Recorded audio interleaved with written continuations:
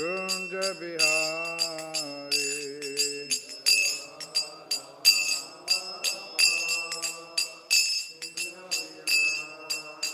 Jaya Radha Madhava Kunja Bihari.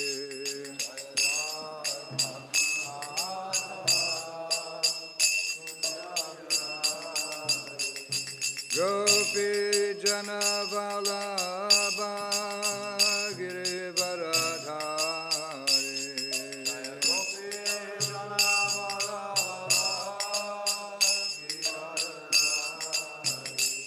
Gopi Jana Vallabha Girivaradhari.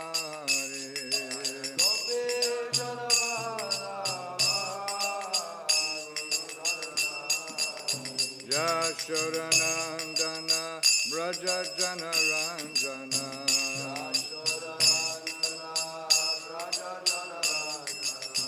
Yashodanandana Braja Jana Ranjana.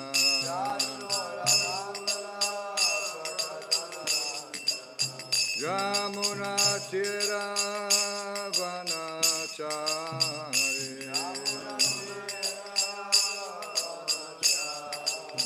Yamuna Tira Vanachari.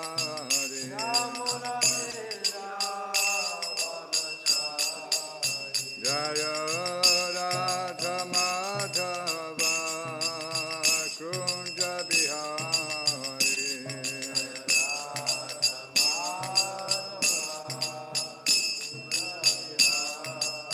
Jaya Radha Madhava Kunja Bihari.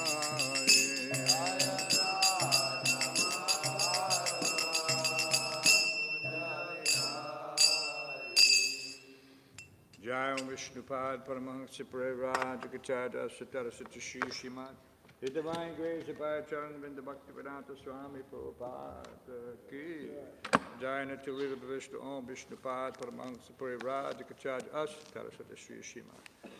His Divine Grace Srila Bhakti Siddhanta Saraswati Thakur Srila Prabhupada Ki. Grantaraj Śrimad Bhāgavatam Ki. Gaur Premanandi. All glories to the assembled devotees. All glories to the assembled devotees. All glories to the assembled devotees. All glories to Sri Guru, Sri Gauranga, and Srila Prabhupada.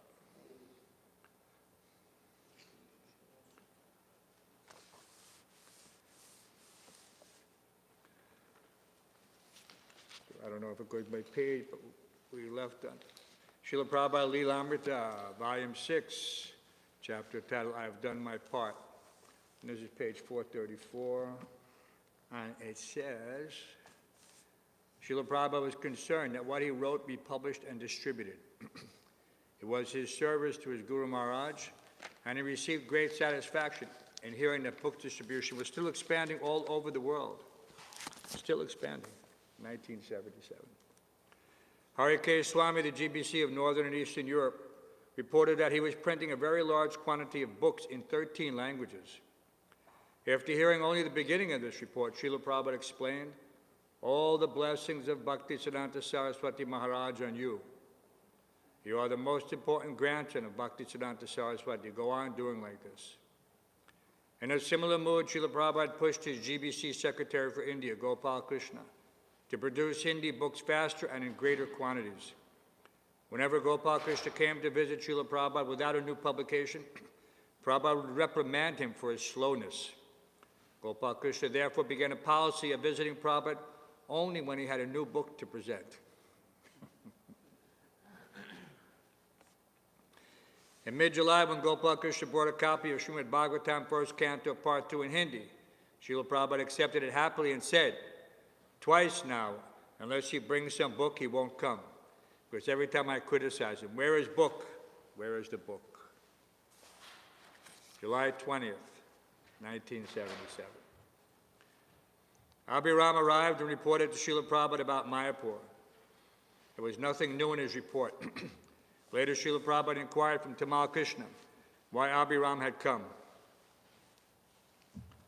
Tamal Krishna explained that Abhiram had decided to take up business but was undecided which city to work in, perhaps Bangalore or Bombay. Later, after Srila Prabhupada had retired for the night and was lying in bed under his mosquito net, he again called for Tamal Krishna. Prabhupada was concerned that Abhiram not drift away from the Krishna conscious movement on the plea of looking for business. Srila Prabhupada said that he himself had lived independently in Grihastha life, and so had Bhaktivinoda Thakur. But our aim was different, he said. When these neophytes remain aloof from the temple connection without attending the functions, gradually they will be lost. Shall we read that again? When these neophytes remain aloof from the temple connection without attending the functions, gradually they will be lost. Tamal Krishna replied that for that very reason he had suggested to Abhiram that he make his business in Bombay. Actually, said Tamal Krishna, I find the Grihasthas have no desire to live independent of the temples. He explained that in the Bombay temple, the Grihasthas could get apartments near enough to the temple so that they could attend the Mangal Arati and other functions. Yes, said Srila Prabhupada. Unless these things are continued, the karmi's poison will spoil them. He can do independent business, there is no harm, but he must be connected with devotional service. Srila Prabhupada had not moved his body while talking, but he had turned his head slightly. Now he laid his head on the pillow. Just like Abhiram constructed that house, Prabhupada continued. That's all right. It is within the campus. There is no harm. But if now he goes away after so much training and advancement, if they are lost, then that's a great loss for the society. With great difficulty, we make one Vaishnava. And again, if he goes, like Shama Sundar, then it is a great loss. The whole idea is to give up attachment for the material world and increase attachment for Krishna. That is perfection. Now, according to one's position, it can be done gradually, but this is the aim. Srila Prabhupada told Abhiram that by doing a business in Bombay, he could benefit by living near the temple. Grihasthas should not be dependent on the society, he said. At the same time, they should not be independent of the society. Srila Prabhupada laughed at the apparent contradiction. This is the position, he said. Our society cannot take charge of a family. There will be so many members of families. How will we support? At the same time, if they remain independent of the society without touch, then the karmi's poison will infect them. Srila Prabhupada concluded that the solution for the Grihastha was either to get an apartment near the temple or to live in the temple if possible. They should not live completely independent, he said. That will be future danger. Srila Prabhupada said he wanted ideal Krishna-conscious Grihasthas, just like Bhaktivinoda Thakur, he said. There are many. I was a Grihastha also. There was deity worship, everything nice. I was publishing back to Godhead as Grihastha. So the aim of Krishna consciousness was there. I could not leave family life because of certain circumstances. That is a different thing. But I must be in touch with devotional service as in the temple. If you live nearby the temple, it is easier, or in the temple. But if he remains aloof, that is dangerous. When Tamal Krishna brought up some problematic details of Grihasthas living in the temple buildings, Srila Prabhupada stayed to his main point and said, anyway, these things have to be adjusted. You cannot follow very rigidly in the case of Grihasthas. Somehow you have to adjust. We cannot allow them to be lost. Prabhupada saw with alarm that after much training, a Grihastha couple could be lost simply because they disassociated themselves from the temple. It would be a great loss. And in an attempt to avoid it, he was instructing one of his GBC representatives. Prabhupada said, unless the danger is curbed, then the future of our society becomes hopeless. Srila Prabhupada's servant Upendra was also present, and he asked Prabhupada about a man's responsibility to maintain his wife and family. A man should not marry, said Prabhupada, unless he had the power of maintaining his family. He should not exempt the temple too. Why should we maintain a Grihastha, said Srila Prabhupada. And where is the means? But these things are all to be adjusted. I can give you the idea. Then Prabhupada gave the example that if a Grihastha was maintaining the deity worship gorgeously in the temple, that was also preaching. And the temple could consider maintaining such a man's family. So the guiding principle, said Tamal Krishna, should be that under no circumstances should anyone become lost. Yes, said Prabhupada. Or else where is the preaching? It will be like Alexander the Great. He was conquering, but as soon as he went to conquer a new place, the last place was lost. Suppose I have conquered Bombay, then I go to Karachi. But in the meantime, Bombay is lost. That was being done by Alexander the Great. when there is no proper management. Just like the British Empire was lost in that way. They could not manage. So similarly, we should not expand too quickly, suggested Tamal Krishna, unless we have the proper management. I am therefore stressing book selling, said Prabhupada. He wanted to impress upon his leaders the main outlines of his program, and it should be their duty to carry these programs out. At least don't make me Alexander the Great in my lifetime, he laughed. They say to me, you are great, great, great, but don't make it small while I am living. Or after, said Srila Prabhupada. Or after, said Tamal Krishna. We will never make you that way. We should never do that. Then, said Prabhupada, that's my request. People recognize I am great. Don't make me small. I'll not give you much trouble, but I am now invalid. What can I do? It seems like even if you are invalid, said Tamal Krishna, it gives us more opportunity to serve you. Thank you, said Prabhupada. What can I do? He laughed softly and said, I have to give you that opportunity. It seems that it is your mercy on us, said Tamal Krishna. To us, said Tamal Krishna. All right, go on, said Prabhupada, dismissing them. Jai Prabhupada, thank you for all your merciful instructions. Srila Prabhupada ki. So remember, we left off on July 22nd.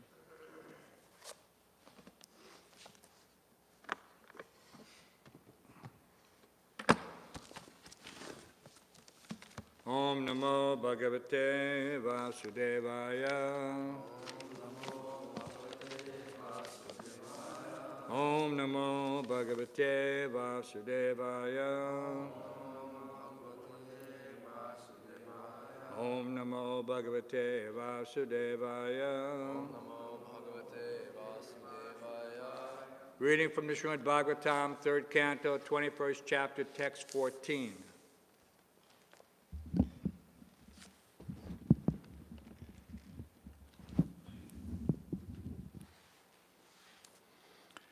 Ye maya te hattame dasastvat. Ye maya te hattame dasastvat. Padara vindang bhavasindupotam. Padara vindang bhavasindupotam. Upasite kamalavaya tesham.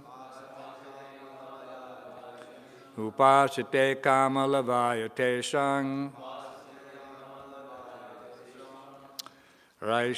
Rasisa kama niraye piyeshu.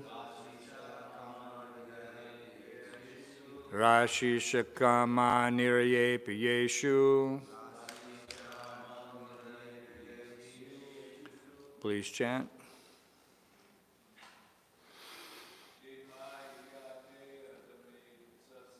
Ye maya te hatame dasastvat. Padara vindang bhavasindupotam. Upasite kamalavaya tesham.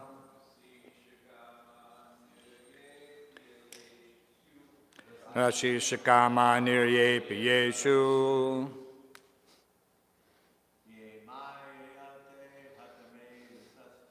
Ye maya te hatame dasastvat. Madara vindang bhavasindupotam. Upasite kamalavaya tesham. Rasisa kama nirye piyeshu.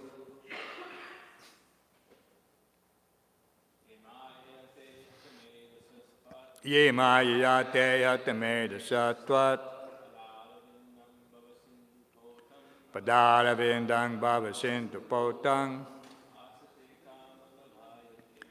Upasite kamalavaya tesham. Rasisa kama nirye piyeshu.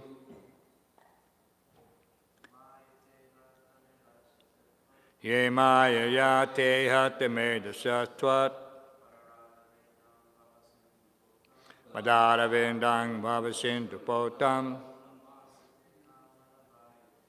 Upasate kamalavaya teshang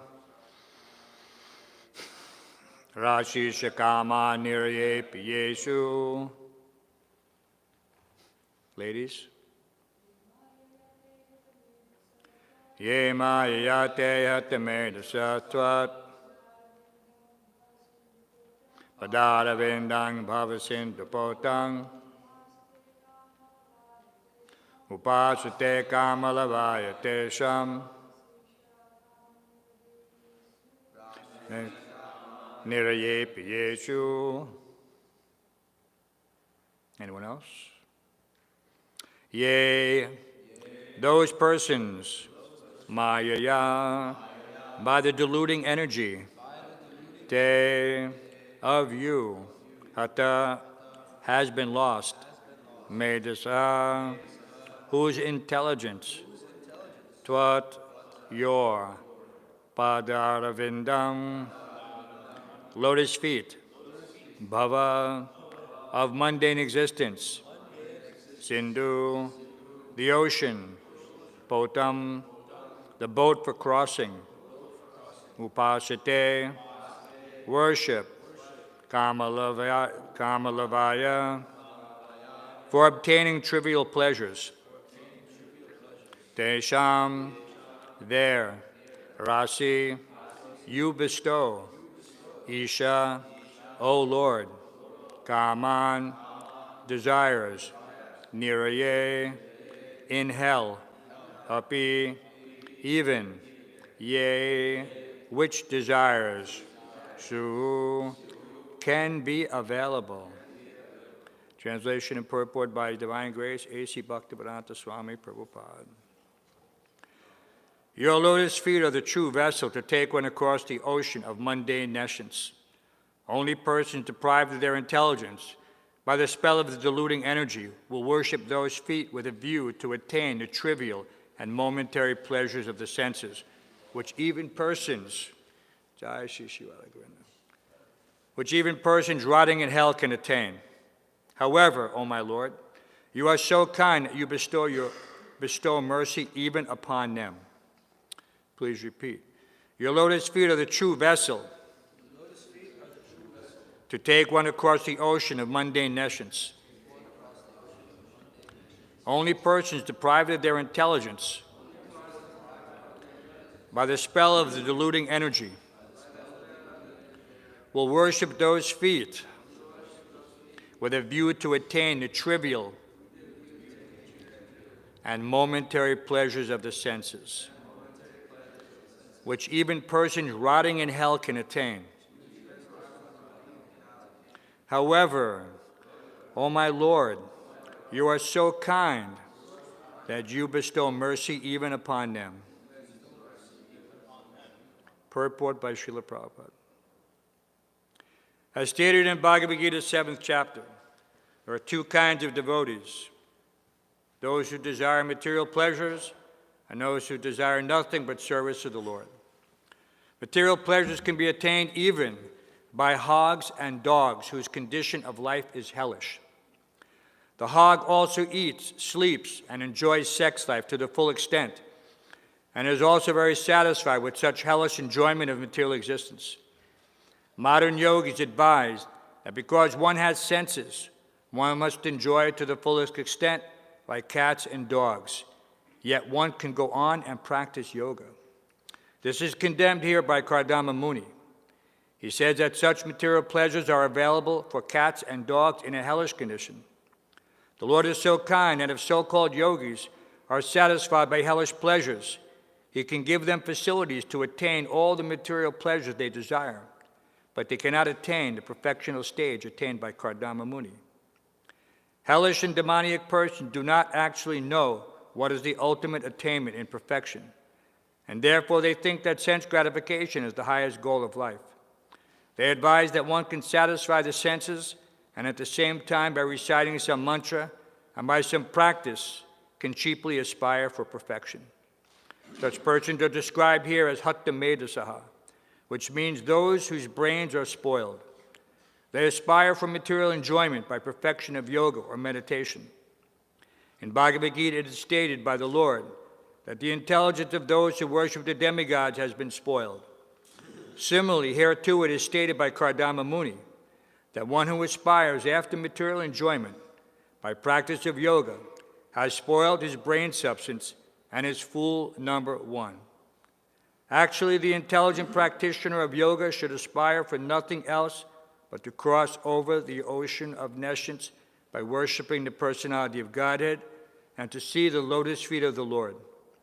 The Lord is so kind, however, that even today persons whose brain substance is spoiled are given the benediction to become cats, dogs, or hogs and enjoy material happiness from sex life and sense gratification. The Lord confirms this benediction in Bhagavad Gita. Whatever a person aspires to receive from me, I offer him as he desires. Om Jnana Timirandasya Garanjana Shlakaya Chakshurmurtam Yena Tasmai Shri Gurave Namaha Mukam Karoti Vachalam Pangum Lankayate Gurum Yat Kripatamaham Vande Shri Gurum Diratanam.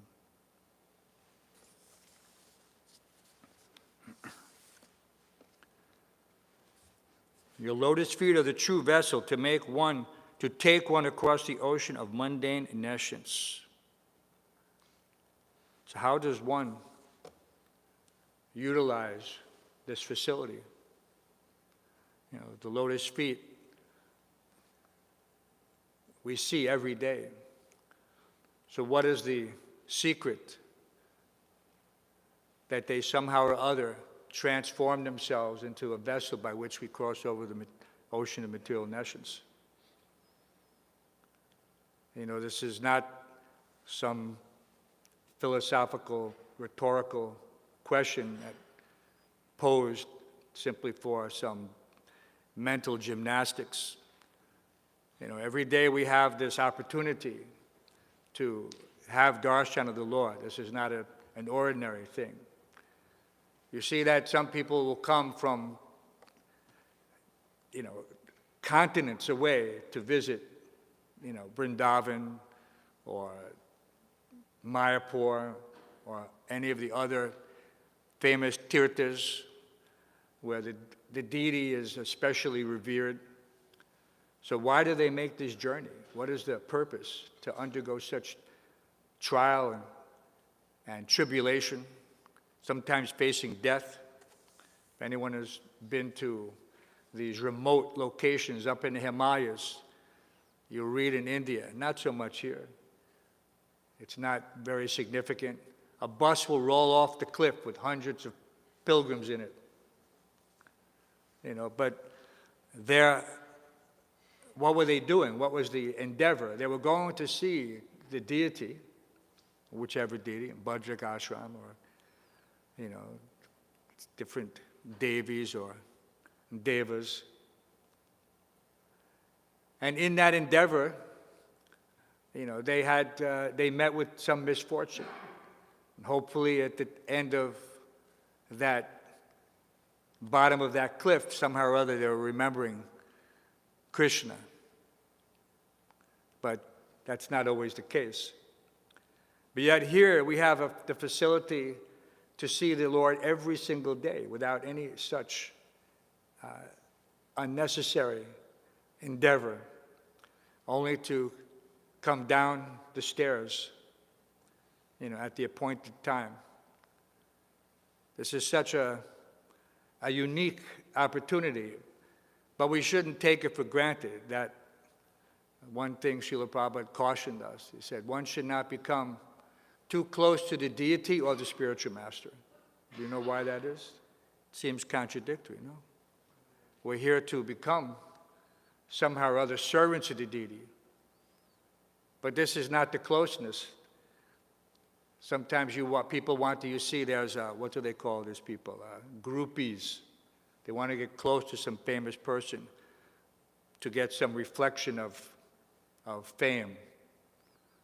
Right? So Prabhupada said not to become too close to the deity or the spiritual master because familiarity breeds contempt. It doesn't manifest as contempt like you might have contempt for some person where you throw the evil eye at that person every time you see him. or just avoid that person because you can't bear the thought of it.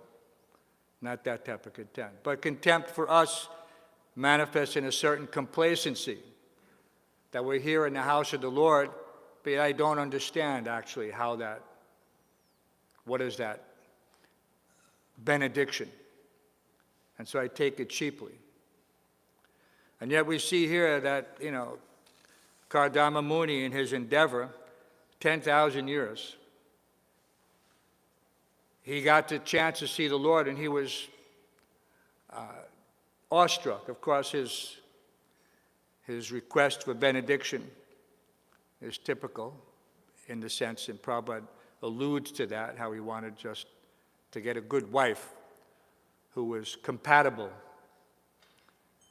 But these are special personalities. But the fruit of his meditation was that he saw the Lord with forearms decorated with the lotus and lily garland and the spotless yellow cloths. So such vision, who can imagine? But we can, because daily we're seeing Radha Govinda in such a way that this vision should remain always in our heart. 365 days a year, day in and day out. If one is practiced to meditate in this way, then this is the perfection of his life. There is no other perfection. This indeed is samadhi for us. We're not elevated yogis in that regard. So we should take advantage of the situation and utilize it as Srila Prabhupada intended, to give us meditation throughout all of our daily activities, whether we're on book distribution, whether we're in the kitchen, whether we're washing pots or cooking, whether we're on the altar. To have this facility is not to be taken cheaply. Like I say, here's Kardama Muni meditating for 10,000 years, but in Kali Yuga, Kalaya Dosha Nidhi Rajan, we have it so easy. Astayeka Mahagunat Kirtanari Eva Krishnasya. Such a small price to pay to chant the holy names. And one gets Mukta Sangasya. He gets this. And this is not just some independent liberation that one finds himself situated in some generic bliss, aloof from everything, just like Prabhupada was saying in Lilamrita, the term aloof, that one can find himself in the temple and be aloof because he doesn't take advantage. He doesn't take the opportunity to see the deity at the appointed time, doesn't take the opportunity to associate with the devotees at the proper mood. So this is unfortunate. But it's a reminder how Srila Prabhupada made such an endeavor to create facility. And he's what is he asking in return? That in this one life, if we have actually understood the essence of surrender, that we've made this pact, a pact, just like you see a contract, sometimes it's interchangeable, that we accept the spiritual master and he accepts us. And what is that memorandum of understanding? Chant 16 rounds, follow 4 regular principles, and engage in devotional service. It's not a difficult exchange. There's no hidden between the lines, small fine print like a mundane contract. There's so many pitfalls. If you make a mistake, if you're late on your payment, the interest goes to some phenomenal amount, and then but we have to be conscious that there is a debt. And if we're not, then our activities are reflected in that nonchalant attitude, that I don't really take it seriously. So this seriousness is the price to pay. The seriousness and sincerity, they're meant to be synonymous, although sometimes we tend to separate them. But this is in Mayapur, Prabhupada used that term, what is that? Sarvatmana. Sarvatmana. Full surrender with all one's heart, no reservation. So this should be a type of meditation. When one is engaged in something and he's thinking, what is my service? The first service is to accept that I am a menial servant. Just like when one is in some police, military, he puts on the uniform and the uniform reminds him, I've taken an oath. I have a certain demeanor that must be maintained in order to reflect properly on whatever that branch of service is. He doesn't come out in some disheveled, slovenly condition and present himself on the parade ground, muster. No. He's very, what they call, squared away. Everything is right. But sometimes you see that devotees, they take it very casually, and they're not really appearing as if I'm serving the Supreme Personality of Godhead. Rather, it is done with the minimum. And so that, of course, everyone should know what Krishna is giving as the terms of the contract. Yeya tamam prapadyante tam sataiva bhajamyam. As they surrender unto me, I reward them accordingly.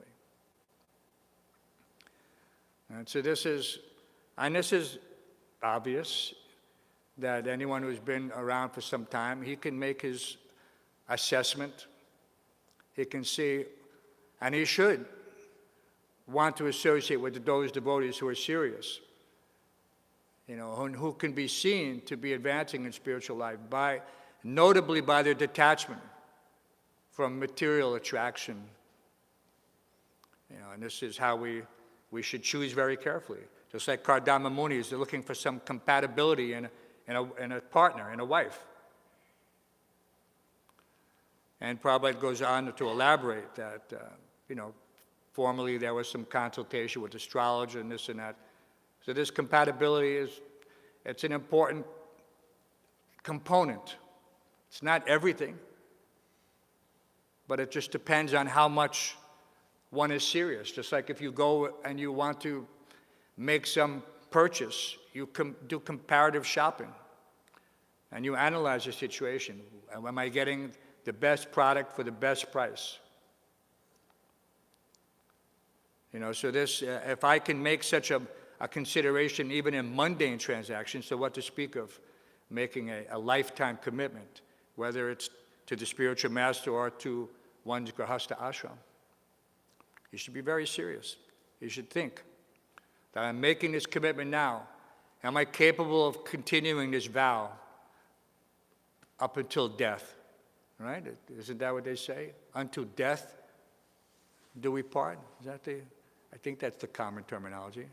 Unto death, how does that say? Unto death do us part. Right? In sickness and in health. And sometimes we see that this sickness is extending.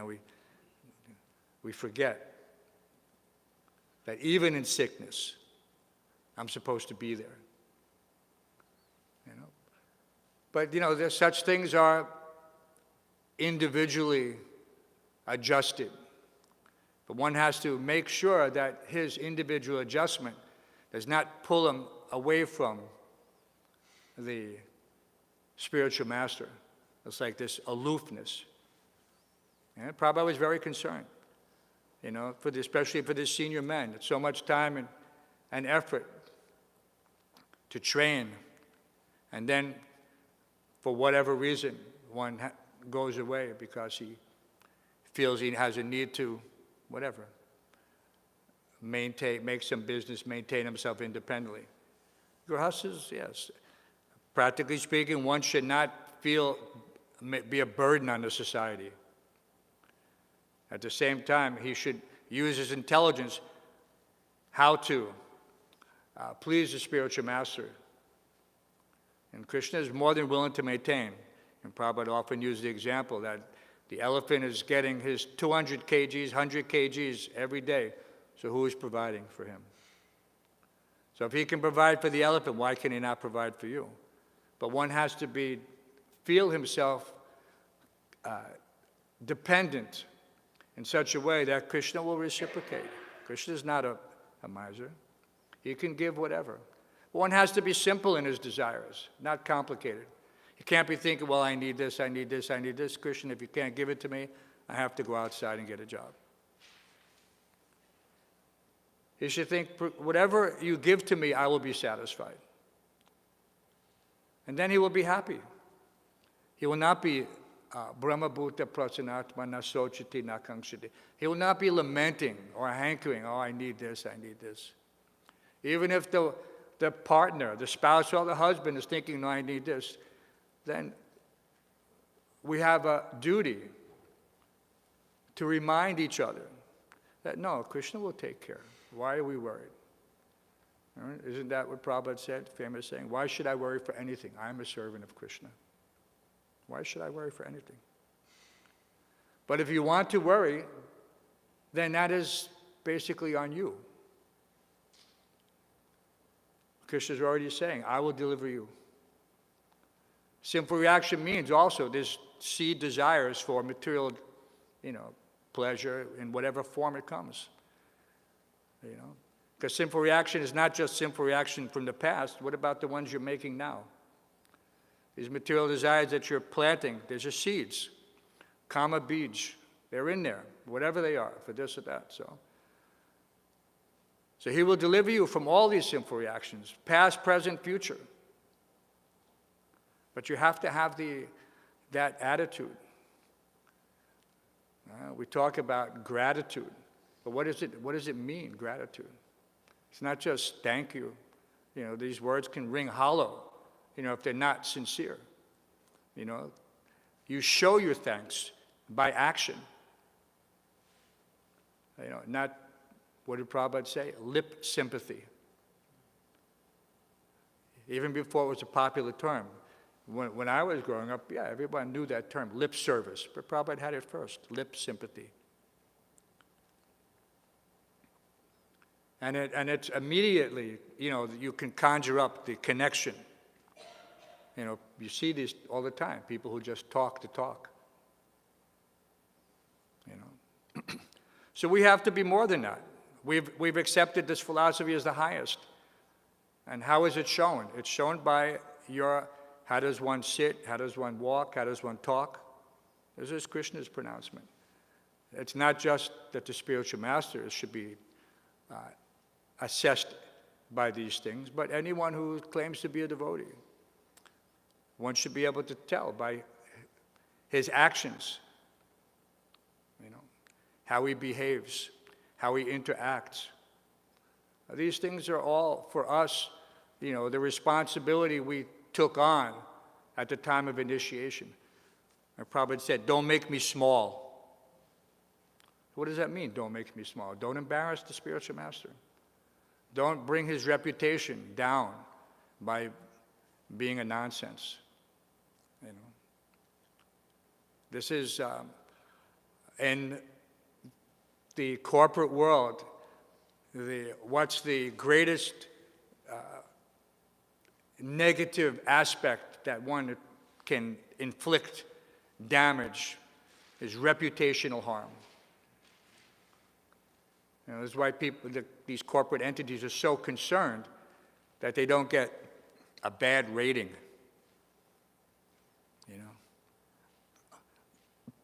They go out of their way, they say, if there's any problem, contact us first before leaving a bad review. Right? Everybody wants a 5-star review. So this is we have to be conscious that we're not simply some individual anonymously working in a mega corporation and that nobody's going to notice what I do. First of all, Krishna is within our hearts, so he knows. But beyond that, we understand that that it can easily, somebody's getting it, Gopal. we can understand that Krishna, he's not our public relations man, to cover up or put a spin on our nonsense. We have to live the spotless life. We have to endeavor to live the spotless life. And in this way, we make Srila Prabhupada big, not small. Everyone should recognize Srila Prabhupada's glories, what he did. It's the greatest story of the 20th century, practically speaking. But we have to make sure that it's known and understood. It's like Yadavari worked so hard, for that film, and everyone who saw it was suitably impressed. I know people who saw it who had nothing to do with Krishna consciousness technically. They knew devotees, but they weren't a devotee, not in the ISKCON sense of the term. And they came away with a great appreciation for Srila Prabhupada's contributions, for his singular achievement, against all odds. So we should also feel that after so much endeavor, it behooves us to take Srila Prabhupada, his books, his mission, his movement very seriously, not casually and complacently, or with that familiarity breeds contempt mentality. Because otherwise, then your consciousness becomes degraded. You just think, whatever I do, what's the difference? And you see it all the time. Devotees will just shrug their shoulders and say, Prabhu, like that.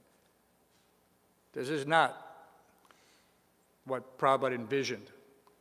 This is not how Krishna consciousness will take over the world and become the predominant philosophy, which it's slated to be. But it may not be our lifetime. But we should not think, well, another generation will do it. I remember one devotee, one time he had a perfect answer, but of course, it's not an answer, it was more like an excuse. As the temple commander in a big temple, my job was to ring the bell, wake everybody up. Multiple floors, so many rooms. And you ring the bell, and some, and you could tell some rooms were specific to, a particular, whatever group of devotees who, did hard work at night, and so sometimes they felt that they had justification to sleep through Mangal Arati. And of course, my job was to try to wake everybody up regardless, because we were all up late in many cases. So one room I went in, I ringing the bell and saying, Prabhu, Jeev Jago, time to get up. And I'm pressing a little because I know that these devotees needed a little extra attention because of the hard work that they performed at night, polishing the floors when no one's around so nobody messes it up by walking on fresh wax. It was a big job. 11-floor building, all these public spaces. So the devotee he said, Prabhu, we're all in the same boat. Prabhupada, we used to have that analogy that Krishna ISKCON is like a boat. Srila Prabhupada is the captain and the Vedas are the favorable breezes. He said, Prabhu, we're all in the same boat, but some of us are sleeping.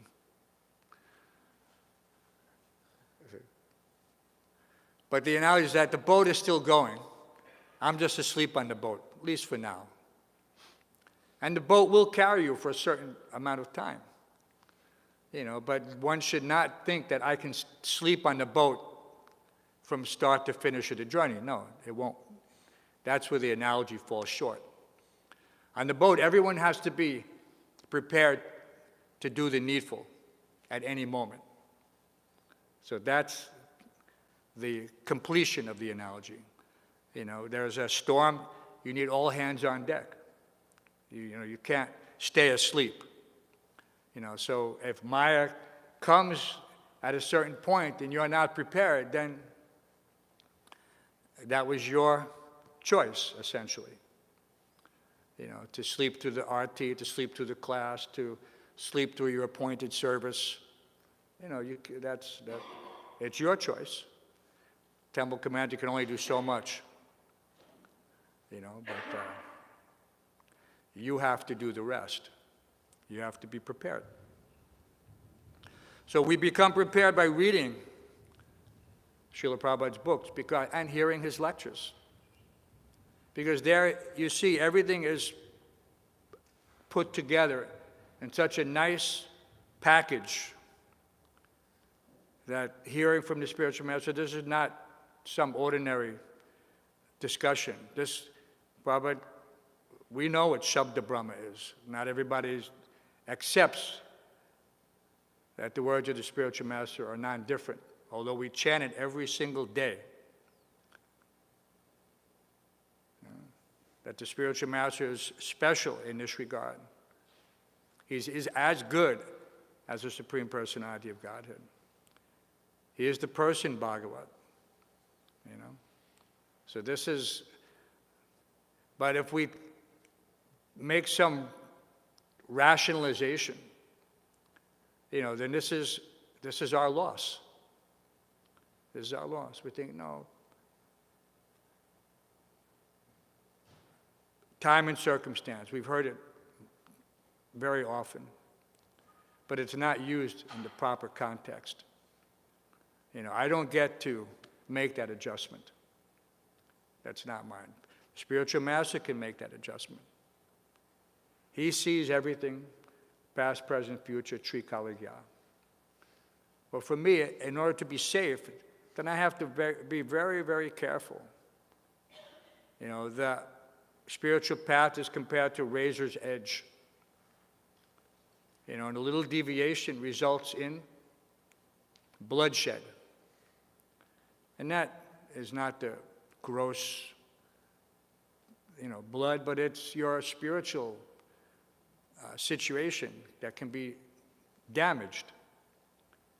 And, if it's allowed to continue to bleed out, then eventually it will result in spiritual death. You can only deviate so many times. You can only get cut so many times. So you have to be conscious. Some people think, no, it's okay, bro. I know how to. I know how to adjust the situation. But your adjustment may not be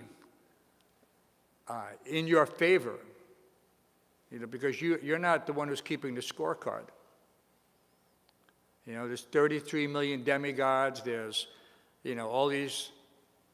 We're trying to perform service in such a way the spiritual master accepts us and he gives us the grace of our past karmic activities. And the idea is not to continue doing anything that would, as Prabhupada said, make the spiritual master sick. Because that was the Prabhupada's response when the devotees asked, why does the spiritual master get sick? And he said, because the devotees are not chanting, they're taking their vows seriously, whatever it is, chanting Gayatri, chanting Japa. They're not engaging in spiritual life, to the capacity that they should. It's just like if I have a certain capacity to do service. But I restrict it because for whatever reason. There's no end to the excuses. Right? The other day we made that mention. It came up, the materialists, they're very conscious of it. Especially in high risk situations. So what do they say? They say you have to be stronger than your excuses. You have to be stronger than your excuses. So he should be self-aware. He should hear, sometimes they say that. Do you hear the words coming out of your mouth? And somebody will say something and you think, Does that person even know what he's saying? Or how he's expressing himself? It's very revealing at times. And then you may even be taken at a loss how to respond. It's so outlandish, you know. After a while, you've heard every possible excuse. And then but we're here to, Prabhupada said, it's like a hospital. And we're trying to give people the medicine. But they're saying, no, I can't do it, I can't take it, I can't follow. But then why do you go to the doctor?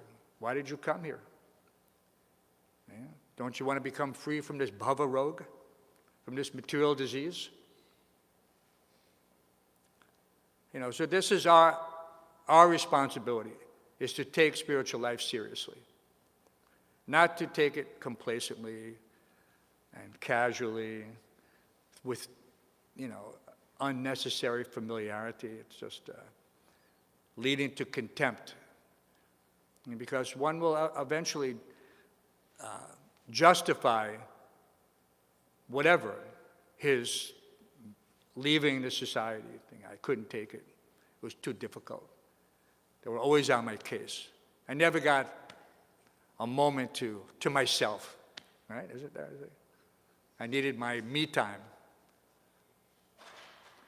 Right? Gopal Champa, we just got that devotee care guideline from Chaupati. It's very nice. It gives a breakdown of how the devotees should be taken care of. You know, but even within that, one has to appreciate that there has to be reciprocation.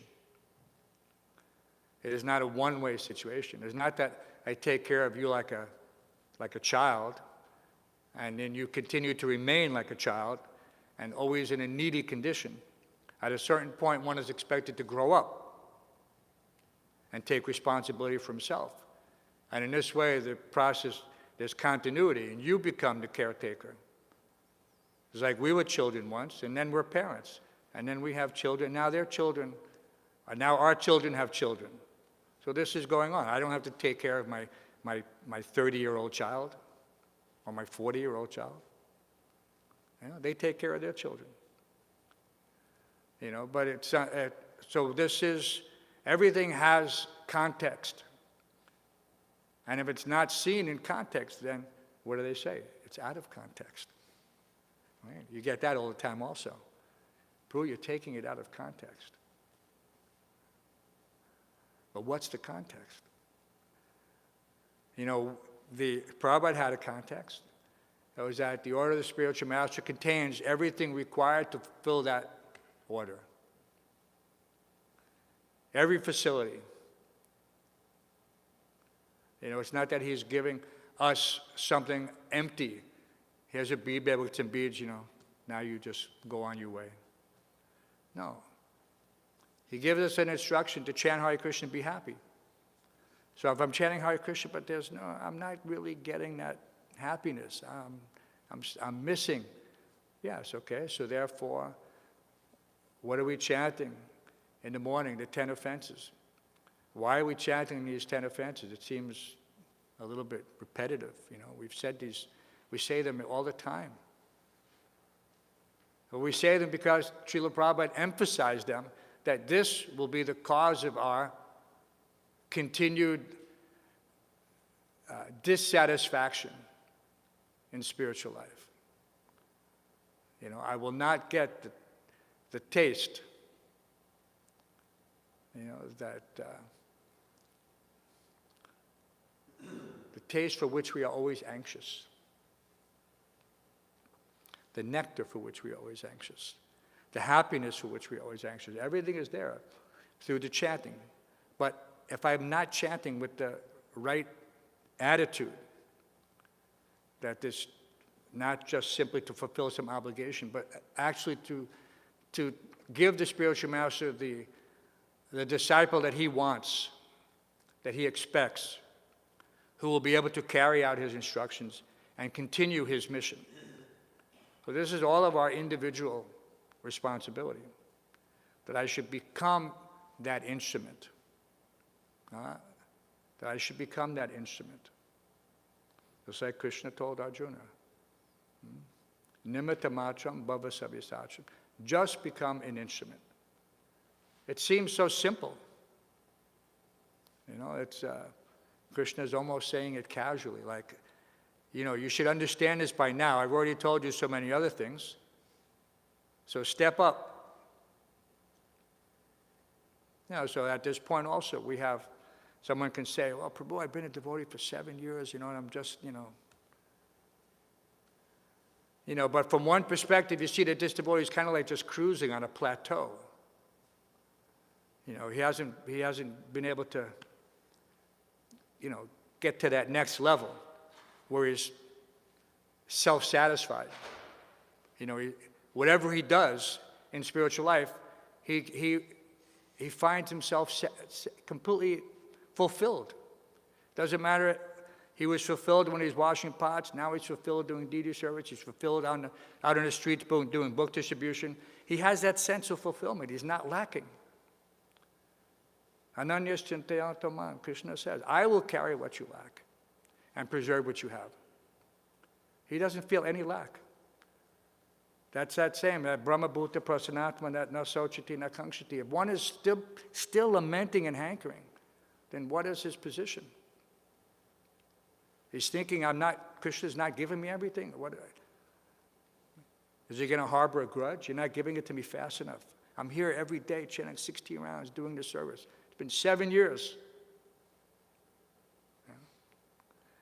So that's why, what does it say? Utsaha nishtayataya tat tat karma pravatana. Rupa Goswami gives us that. Where is your enthusiasm? That's the first question. Are you enthusiastic in every aspect? Are you enthusiastic to get up? Get in that shower. Turn the faucet to cold. Nishtayataya. Are you exercising that faith that allows you to do these things? That I will get the result. Are you patient? Are you convinced? You have to question yourself. This is self-assessment. This is self-examination. So if you're not those things, if you're not enthusiastic, if you're lacking in patience, in firm conviction, then what's the cure? The cure is enthusiasm, firm conviction, and patience. That's the cure.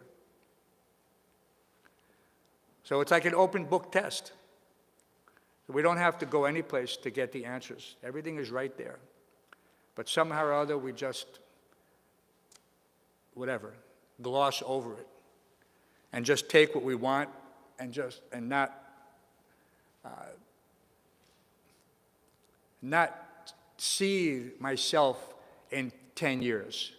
And this vision is so important. The materialists use this all the time. They go in and, where do you see yourself in 5 years? Where do you see yourself in 10 years? Because a normal person has some idea of what his goal is. If a devotee is thinking that, devotional service is so complex, I'll never reach that goal. I'll never be an Uttama Adhikari. I can understand that. But what about at least trying to advance beyond the neophyte state? What about trying to make friends with the devotees, understand the philosophy, go out and represent the spiritual master, preach effectively. So this is something that you have to come to on your own. When nobody can, this is not a pushing place. We don't kick you upstairs artificially. It can be done. Sometimes you see a person is in some position for such a long time, they'll just kind of like move him up because he's failed this grade 3 times already, so they just advance him, even though he lacks the merit. And that's not good for that person. You see what happens. Because he wasn't really ready, again, he comes down.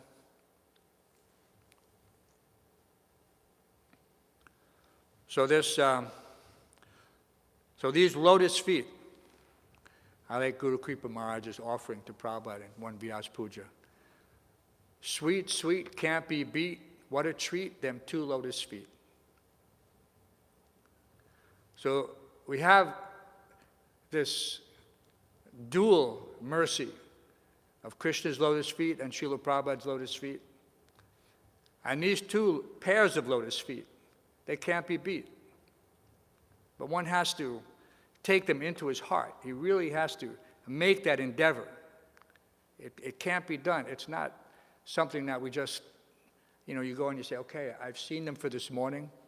Okay, I'm going to put them away in my mind. No, you bring them in and you remember them, because at a certain point you will need them more than anything else. They are the most valuable possession you have. When Maya gives you that test that can only be passed by remembering those lotus feet, and somehow or other, Krishna doesn't let them be manifest in your heart for whatever reason, because you didn't take it seriously. This is the point.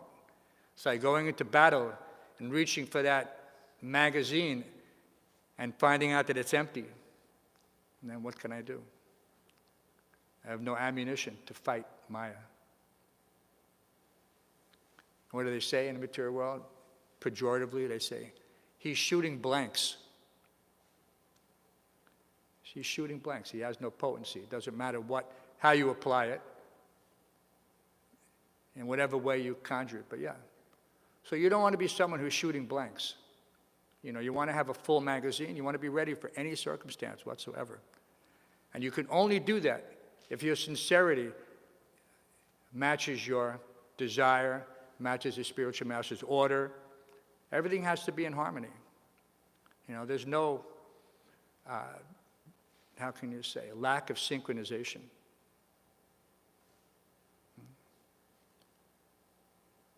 So we should make sure that we study Govinda's lotus feet very carefully, every morning, without fail, and take them into your heart, because they're our ultimate refuge. They're our ultimate refuge. And people may, dismiss it as something fanatical, but we should know, for our own edification, how we see that the greatest of all sages were meditating on these lotus feet. And so who are we?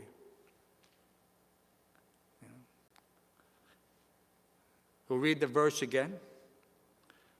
Your lotus feet are the true vessel to take one across the ocean of mundane nescience.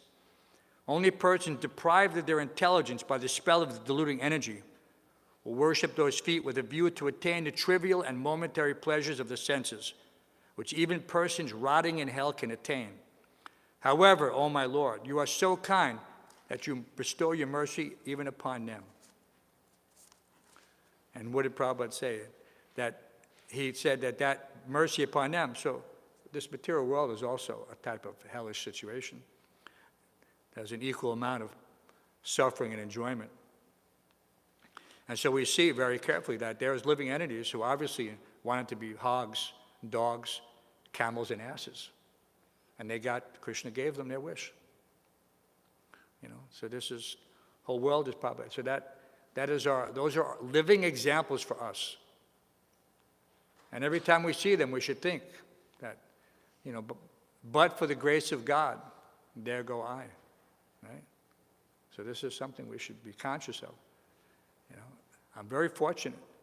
The human form of life is the vessel, that takes advantage of the true vessel, the lotus feet. So any questions or comments, concerns, corrections? Maharaj, any? Maharaj represents our intellectual branch, the Shabda, the Sabha, the Shastric Advisory Board. So you always have to be careful when Maharaj is in class. He keeps me on my toes.